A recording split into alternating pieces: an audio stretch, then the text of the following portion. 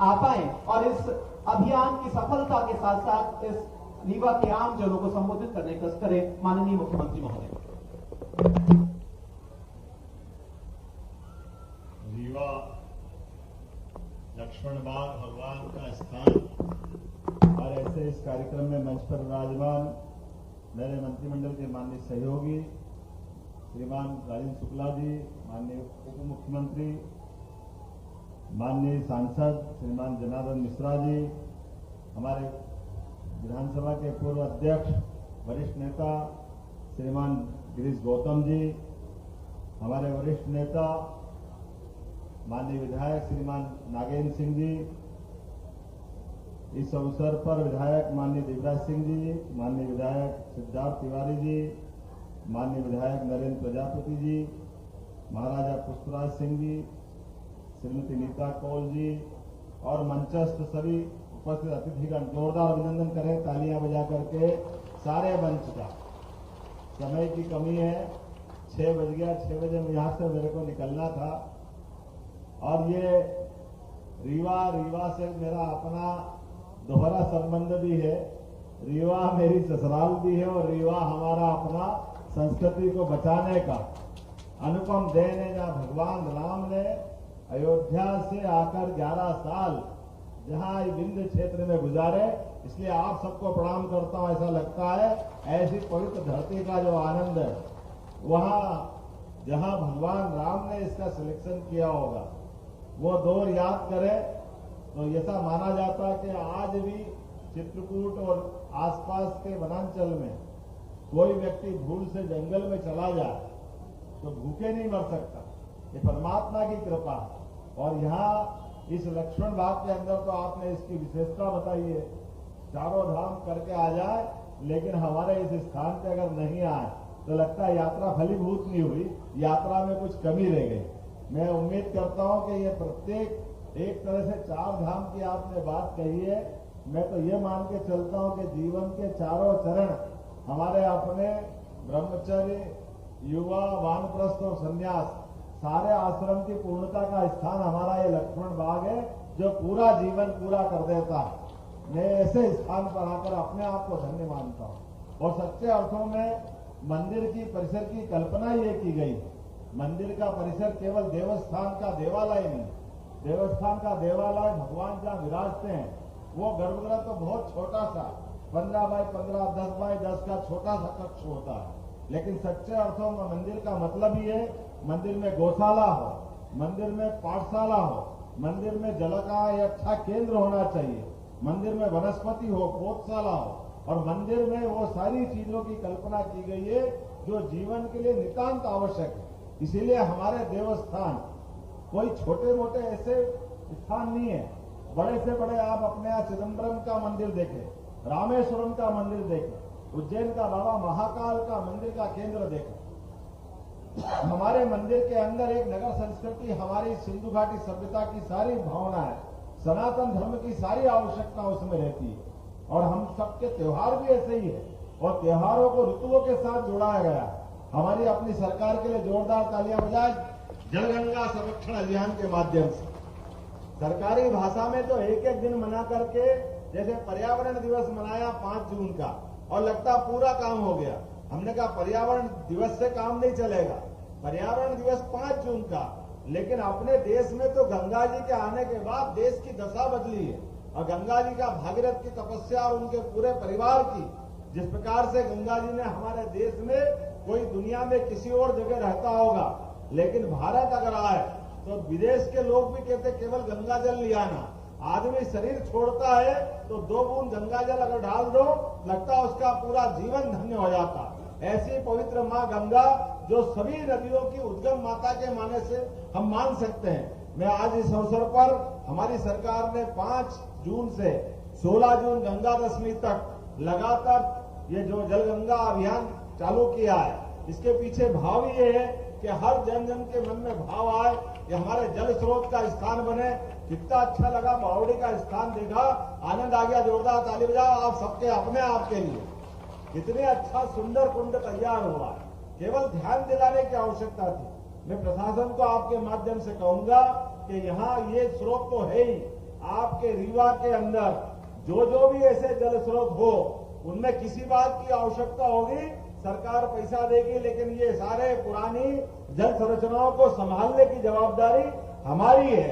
पूरे प्रदेश में हम अभियान चला रहे हैं। कोई तालाब, कोई नदी, कोई नहर जहां पुराने ऐसे प्राचीन पुरातत्व की प्रमाण की अच्छी संरचनाएं बनी हुई, उसका ध्यान रखना ये हमारी जवाबदारी है। और एक आपने बिछिया नदी का, अपनी स्वच्छता तो प्रतीकात्मक होती है, लेकिन प्रतीकात्मक के साथ में जो यहां से ये सहायक नदी है, मूल नदी बीहर है, उससे मिलकर के जो जल स्रोत अपन ने जो शुरू किया है, मैं उम्मीद कर रहा हूं प्रदेश भर में 212 नदियां हैं जिनका हमने अभियान हाथ में लिया है। 55 जिलों के अंदर 3,676 करोड़ की राशि से लगभग हमारे अपने इस पूरे अभियान में 18 लाख लोग अलग अलग प्रकार से अपनी जन भागीदारी कर चुके हैं। मैं उम्मीद करता हूं आने वाले समय में ये संख्या भी बढ़ेगी, लेकिन संख्या कोई आंकड़ा रिकॉर्ड के लिए नहीं, ये मन के संतोष के लिए, आपकी और हमारी भावना के लिए एक और प्रयोग यहाँ हो रहा है। हमने उसको पूरे प्रदेश में भी लागू किया है कि गौशाला है। अरे आप बताइए, गौ माता की अगर भारत में चिंता नहीं करेंगे, मध्य प्रदेश में चिंता नहीं करेंगे, तो कौन करेगा गौ माता की चिंता? हम सब जानते हैं कि परमात्मा की दया से सारे देवी देवता भी जिनके संसर्ग में और जिनके आशीर्वाद के लिए तरसते हैं, हमने देवता नहीं देखे, लेकिन गौ माता के दर्शन कर लो तो लगता है 33 करोड़ देवी देवताओं के दर्शन हो जाते हैं। ऐसी हमारी पुनीत पवित्र, ऐसा अपना ये जीवित देवत रूप में अपने, आपने बताया कि 26 साल की देखो पवित्र भाव से किया गया काम, तो नदी के साथ साथ आपने जो पवित्र काम किया।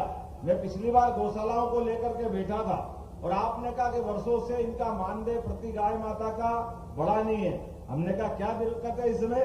20 रुपया प्रति रोज प्रति गाय माता के लिए कम पड़ता था, इसलिए गौशालाएं अधिकांश हमारी चल नहीं पा रही थी। हमने कहा आप बताइए कितना करना चाहिए? आपने कहा डबल कर दो। हमने कहा डबल कर देते, 40 रुपया प्रति गाय माता हमने प्रत्येक गौशाला की राशि बढ़ाई है। और उतना ही नहीं, उससे आगे बढ़कर के आप माननीय जितने विधायकगण बैठे हैं, आप अपनी विधानसभा में आप ऐसी गौशाला खोलिए जिस गौशाला के माध्यम से हमारी अपनी बूढ़ी, बीमार, लाचार, विकलांग या ऐसी गाय माता जिनको किसान को घर में रखने में कठिनाई है, वो सेवा का एक प्रकल्प बनेगा। उसका सारा खर्चा सरकार देगी। ये हमने संकल्प लिया है कि किसी भी हालत में गौ माता को लावारिस, ऐसे बेसहारा नहीं रहने दिया जाएगा। इस एक और बात मैं आपको बताना चाहूंगा, आने वाले समय में, वैसे तो ये संस्कृत का भी आपने केंद्र बनाने की बात कही है, पाणिनि संस्कृत विश्वविद्यालय का ये कैंपस है। आप कैंपस के माध्यम से संस्कृत के लिए खासकर हमारी सरकार ने बहुत काम किया। आने वाले समय में इस पर और काम करेंगे, क्योंकि आज तो समय की कमी है। नई शिक्षा नीति के माध्यम से हमने अपने प्रदेश में सभी प्रकार के विषयों को, खास करके सनातन धर्म की सारी हमारी अपनी जिनकी मान्यता थी, काल के प्रवाह में पुरानी सरकारों ने उसको भुलाने का प्रयास किया था, लेकिन हम सबको स्मरण कर रहे हैं। सिद्धार्थ भाई, आप भी मेरे को कुछ बता रहे थे, निश्चित रूप से आप और हम सब मिलकर के जो आप पाठ्यक्रम की दृष्टि से बताओगे, हम सब कुछ लाएंगे। और खासकर संस्कृत के लिए तो देव भाषा है, इसकी चिंता तो करना हमारा सबका फर्ज है। इसकी चिंता नहीं करेंगे तो कैसे करेंगे?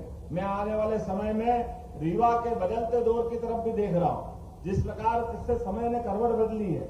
आज अपने यहाँ इस रीवा में एक नई एयर टैक्सी की शुरुआत भी हुई है। एयर टैक्सी के माध्यम से अभी हमने बीते समय में चित्रकूट में प्राधिकरण बनाया था, और ये मान के चलिए ये 16 तारीख से 2 ज्योतिर्लिंग जोड़ने के लिए हेलीकॉप्टर सर्विस भी हम देने वाले। मैं आज इसके बाद आगे के क्रम में बताना चाहूंगा कि ये एयर टैक्सी के बाद आपको हेलीकॉप्टर सेवा भी मिलेगी, जिसके माध्यम से जिसको चित्रकूट जाना हो और समय की कमी है, कोई उम्र का दौर है या वैसे भी कुछ कारण है, तो सीधा हेलीपैड से अपने हेलीकॉप्टर सर्विस चालू करके भविष्य में अभी मध्य प्रदेश में एक सेक्टर में चालू कर रहे हैं। जैसे हम अपने यहाँ गंगोत्री, जमुनोत्री, बद्रीनाथ, केदारनाथ में हेलीकॉप्टर सर्विसेज मिलती है या वैष्णो देवी में मिलती है, वो वैसी की वैसी सुविधाएं हमारे सभी धार्मिक केंद्रों के लिए हम देने जा रहे हैं। शुरुआत में अभी उज्जैन से चालू करेंगे, जिसमें एक दिन में ओंकारेश्वर, महाकालेश्वर और इंदौर और भोपाल, वहां से यात्री भेजेंगे। आने वाले समय में इसको और बढ़ाएंगे। एक और सौगात हमने दी है, जिसके माध्यम से हमारे अपने परिवार में कोई भी किसी कारण से हॉस्पिटल में भर्ती है और भर्ती होने वाले के लिए लगा कि अब ये रीवा मेडिकल के बजाय इसको वेदांता ले जाना दिल्ली या किसी और स्थान पे ले जाना है, तो आप सबके लिए जोरदार ताली माननीय मोदी जी के लिए बजाइए, जिनने 5 लाख तक के आयुष्मान कार्ड की योजना दी है। और अब तो उससे एक बात और आगे बढ़ करके अब अपने 70 साल से बड़ी उम्र के सभी आय वर्ग के सभी जाति धर्म के लोगों के लिए आयुष्मान योजना का लाभ मिलेगा। और हमारी सरकार ने उसमें एक बड़ा काम और ये किया है कि हमारे अपने कोई बीमार किसी हॉस्पिटल से अगर शिफ्ट करना है तो एयर एम्बुलेंस अर्थात हेलीकॉप्टर के माध्यम से उसको योग्य जगह पहुंचाया जाएगा। उसके जीवन में कोई कष्ट नहीं आने देगा। सारा पैसा अपनी सरकार देगी, मध्य प्रदेश सरकार, और उसको निःशुल्क हेलीकॉप्टर की सुविधा देंगे। और हेलीकॉप्टर अकेला नहीं रहेगा, उसमें डॉक्टर रहेगा, कंपाउंडर रहेगा, नर्स रहेगी, अर्थात जीवन उपयोगी जो जो दवाइयां उसको पलंग पे मिल रही थी वो सारी की सारी दवाई के साथ उसको शिफ्ट किया जाएगा। कोशिश कर रहा है इसी प्रकार से आने वाले समय में रोजगार की दृष्टि से इस क्षेत्र के अंदर भी अभी बहुत सारी संभावना है, खास करके माइनिंग के उद्योग, खदान आधारित उद्योगों को लेकर के अलग अलग सेक्टर में हम काम कर रहे हैं। उम्मीद कर रहे हैं कि विकास का यह कारवा बढ़ता रहेगा।